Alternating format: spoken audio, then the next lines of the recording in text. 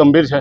ઘણા સમયથી વિશ્વ હિન્દુ પરિષદના કાર્યકર્તાઓ માતર અને ખેડાના નજીકમાં જે ગામો જે છે એની અંદર એક ષડયંત્રપૂર્વક જે મુસ્લિમ કોમને સ્થાપિત કરવાનું જે એક ષડયંત્ર થોડુંક અમને ધ્યાન પર આવ્યું। ત્યાંના ગ્રામજનોને અમે જાગૃત કરીને ખેડા પ્રાંત કલેક્ટર ઓફિસમાં પ્રાંત સાહેબને પણ બે વખત 3 વખત ગામોના વ્યક્તિઓને લઈને ત્યાં ધ્યાન આપ્યું છે। છતાંય હજુ ઘણા સમય પછી અમને ધ્યાન પર આવ્યું કે હજુ પણ એ સ્થિતિ હજુ ચાલુ છે।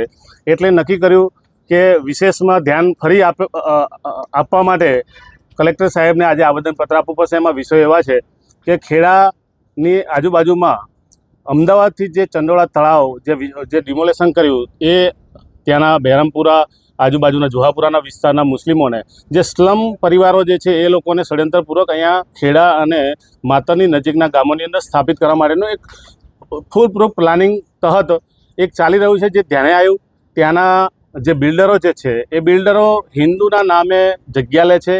જે રીતે કદમ જીવી પ્રોજેક્ટ જે બિલ્ડર જે છે વટવાનો એ હિન્દુ છે, પણ જે સ્કીમ નાખે છે એ બધી જ સ્કીમોની અંદર સ્પેસિફિક ઉલ્લેખ કરવામાં આવે છે કે મુસ્લિમો માટેની આ સ્કીમ છે, ત્યાં મદ્રેસાની જગ્યા છે, આ છે તે છે। એટલે એક ખૂબ ધ્યાને આવ્યું માતરની નજીકના જે ગામ છે એ ગામની અંદર પણ જે મુસ્લિમ જે અમુક જે પરિવારો છે એ પોતાની પર્સનલ ખેતીની જમીન પર પ્લોટિંગ કરીને પણ ત્યાં આગળ એક ગેરકાયદેસર રીતે પણ વસવાટ કરવાનું પણ એ લોકો સુનિયોજિત પ્લાન કરીને પ્લોટિંગ પણ આપે છે। જેના લીધે ત્યાં ડેમોગ્રાફી આખી ચેન્જ થઈ જાય એ પ્રકારની અત્યારે સ્થિતિ પણ ઊભી થઈ છે। જેના લીધે ત્યાં થોડા ઘર્ષણો અને સંઘર્ષો પણ વધી ગયા છે। જે ધ્યાને આવ્યા હમણાં નજીકના સમયમાં ઉત્તરાયણ ઉપર જે વિષય બન્યો હતો કે નાની અમથી એક બાબતની અંદર અમદાવાદનો જે રહેવાસી જે હમણાં જ 3 મહિના પહેલાં રહેવા આવ્યો છે એક યુવાનને પીઠ પર ખંજર મારી દે છે। એના પહેલાં પણ નવરાત્રિમાં વિષય બન્યા કે ભાઈ અહીંયા હિન્દુએ ગરબા ગાવા નહીં। હમણાં 2 દિવસ પહેલાંની પણ એક ઘટના એવી છે કે નવચંડી ચાલતી હતી અને નવચંડીની અંદર પણ ફોન કર્યો કે ભાઈ અહીંયા આ રીતનું સાઉન્ડ વગાડે છે તો 112 ત્યાં ગઈ અને ત્યાં સંઘર્ષ થયો।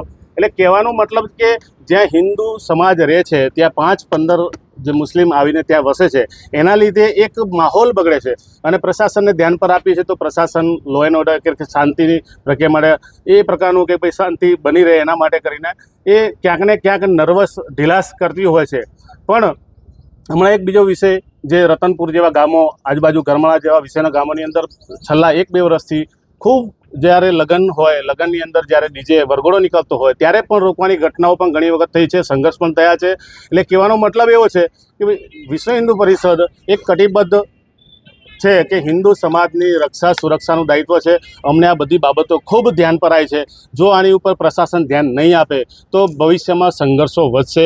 પ્રશાસનને કહીએ છીએ પણ ધ્યાન આપતી નથી। હમણાં 26, 27, 28 ફેબ્રુઆરી મહિનાની અંદર જે અત્યારે મુસ્લિમ સમાજનો એક મજમો એટલે ધાર્મિક એક સભા કહેવાય જે 3 ગામ જે છે જે 100% હિન્દુ વસ્તી છે એની મધ્યમાં આ પ્રકારનો એક કાર્યક્રમ એ લોકોએ કર્યો।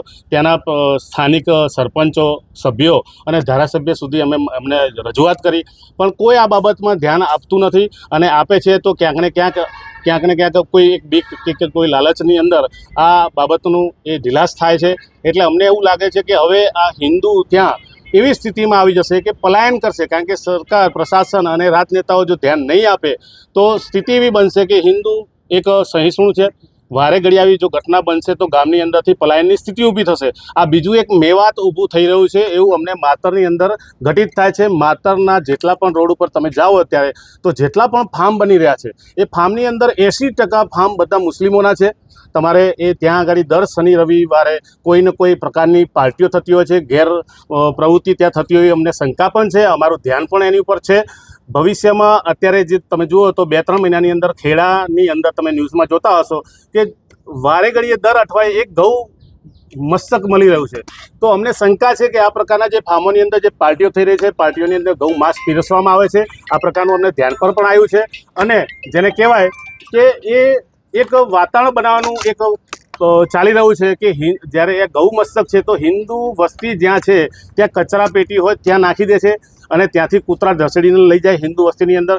એટલે એ એક પ્રકારનું વાતાવરણ બનાવવા માગે છે કે અમે નથી ખાતા, અમે પણ ખાઈએ છીએ પણ હિન્દુ સમાજ પણ ખાય છે. આ પ્રકારનું એક ષડયંત્ર એ લોકો સમાજની અંદર એક જેને કહેવાય વિમર્શ ઊભો કરવાનું ષડયંત્ર કરી રહ્યા છે, એવું ઘટિત થાય છે. ઘણી તમે નજીકના સમયમાં તમે ન્યૂઝમાં તમે ધ્યાન આપશો તો તમને મળશે કે અમદાવાદમાં પણ 2 વખત આવી રીતે બન્યું છે, નડિયાદમાં પણ બન્યું છે, ચકલાસીમાં બન્યું છે, વસોની અંદર પણ બન્યું છે, અને નજીકમાં હમણાં માતરની અંદર પણ આ ઘટનાઓ જે ધ્યાન પર આવી છે. એટલે કહેવાનો મતલબ એવું છે કે પ્રશાસન આની ઉપર ધ્યાન આપે અને સટીક એના નિર્ણય લે, નહીંતર ભવિષ્યમાં જેને રામે કીધું છે કે ભય વિના પ્રીત ન હોય, એટલે પછી પ્રતિકાર કરવાનો અમારો સમય આવશે અને ત્યારે પ્રશાસન એવું ના કહે કે ભાઈ વિશ્વ હિન્દુ પરિષદ હિન્દુ મુસ્લિમનું રાજકારણ કરે.